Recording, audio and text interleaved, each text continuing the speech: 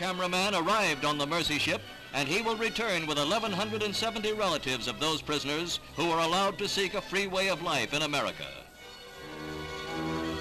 That little exit permit is about the most precious thing to be had in Cuba. Certainly it is the most precious thing these people have. To obtain it, they had to forfeit to Castro everything they possessed, except for what they were wearing, plus 3 changes of clothing.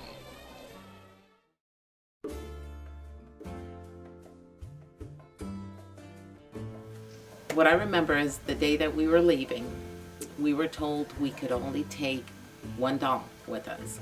Even though we had a few dolls, we were only allowed to take 1 doll out of that country.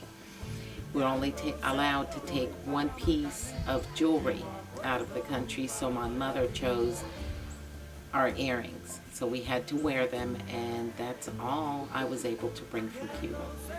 I was 7 years old when we left Cuba. We left in January 1968.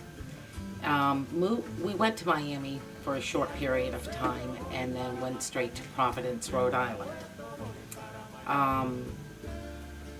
Which was a shock. The shock for us was coming in January with the cold weather and the snow, which you don't see in Cuba.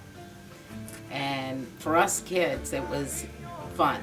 For my parents, it was pretty hard to go to work in the snow and all.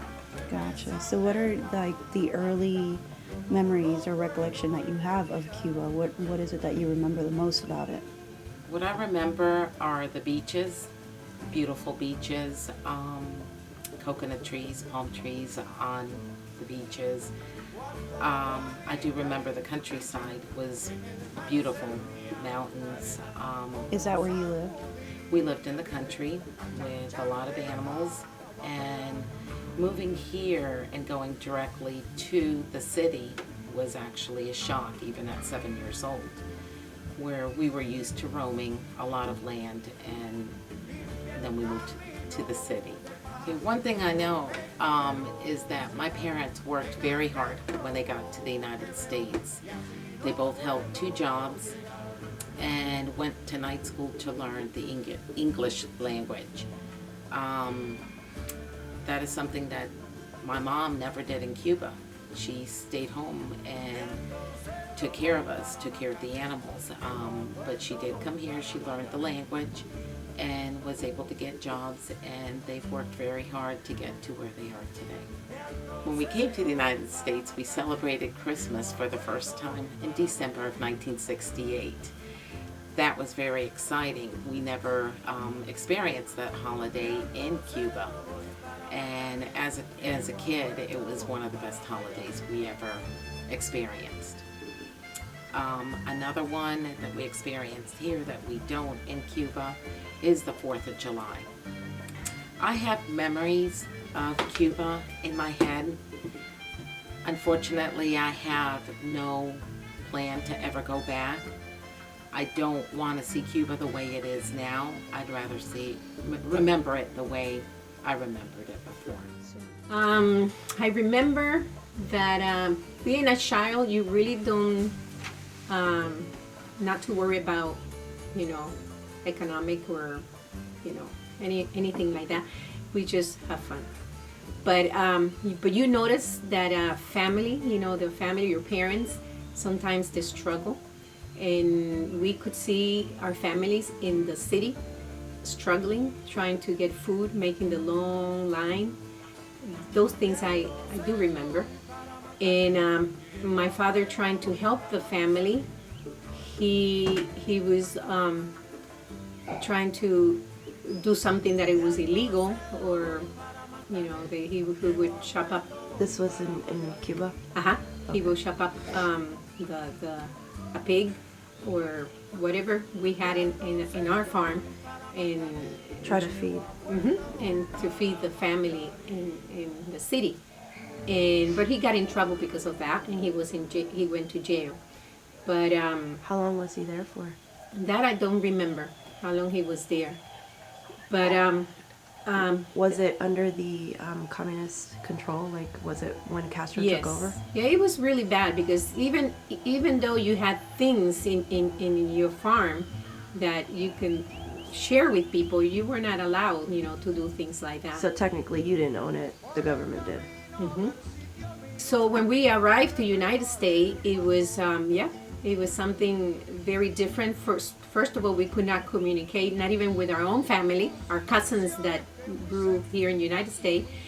In school, it was pretty bad because people used to make kind of fun, and we didn't know. Where did y'all go when y'all first moved here?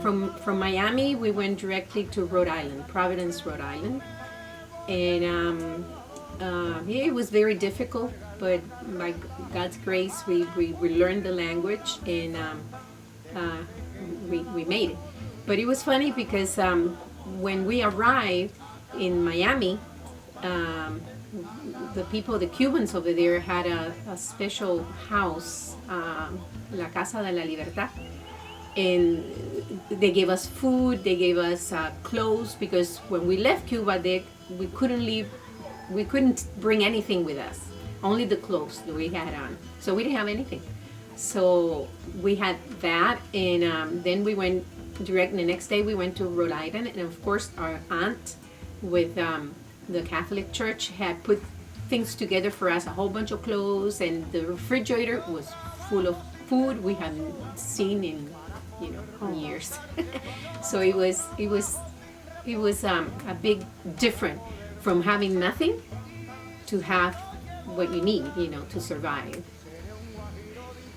Now, in Cuba, what were kind of like the things that you did? You said you came at 13, so you had quite a bit of responsibility with being, one of the eldest kids in the family. How many kids were there in your family? It was my brother Carlos. He was a year and a half older than me. He still is. He's still alive. And then my twin sisters. So we have to help my mom. And then we did all, we cleaned the house, we washed clothes, we helped, with the chickens and the cows and all that. And we were very blessed and privileged to have those things. Many people, even in farmers, they take away, if you have too much cow, they will take away some of those, if you have too many chicken, So we, in 1968, that's when we came from Cuba, 1968, going back, we were blessed.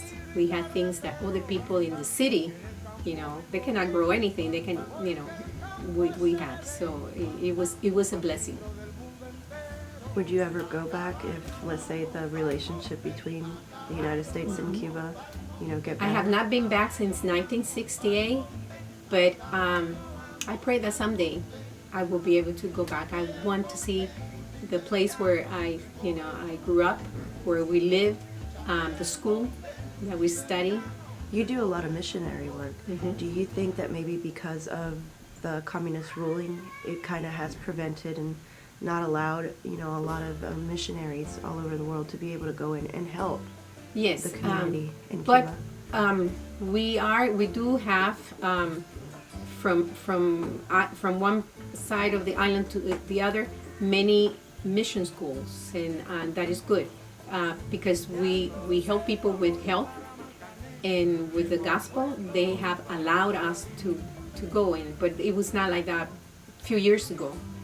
Many of our churches were closed down. Many of our ministers were sent to prison because they couldn't work on the Sabbath day. So just because of that reason, they put them 10, 15, 20 years in prison. That is terrible. What was your experience like coming to America for the first time, and when was it? What I remember was in 1970, March of 1970. My father was taken away, and he was gone for 2 years, and it was just my brothers and my mother at the house. One day they brought him back, and a Jeep showed up, and they grabbed us and took us into the airport. We were not allowed to bring absolutely nothing. We were put in a hangar, and we spent the night on the concrete floor. The next day, we got in the airplane, and we came over here. There were 7 days before my brother turned 15. If he would have turned 15, he would have had to stay in Cuba. So we made it 7 days before. How was it like not knowing English? Yes. It was very difficult. I was sitting in a classroom, not knowing nothing that was going on. The only thing that I learned was I would raise my hand and I could say, can I go to the bathroom? So I was going to the bathroom a lot because I didn't know nothing else.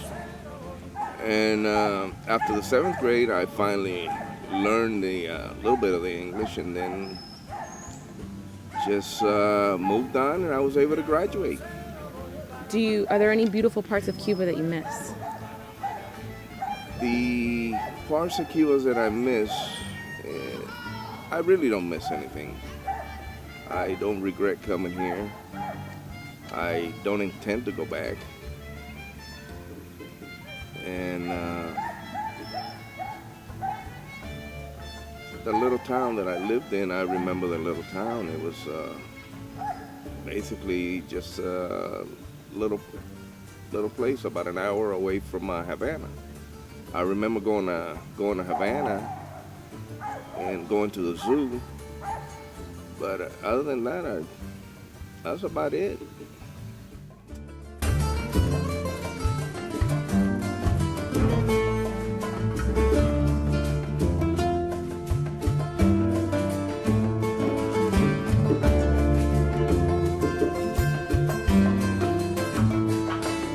De Alto Cero voy para Marcané, llego a Puerto, voy para Mayarí.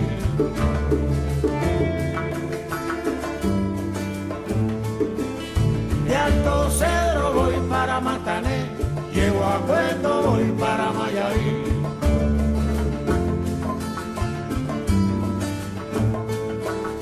De Alto Cero voy para Marcané, llego a Puerto, voy para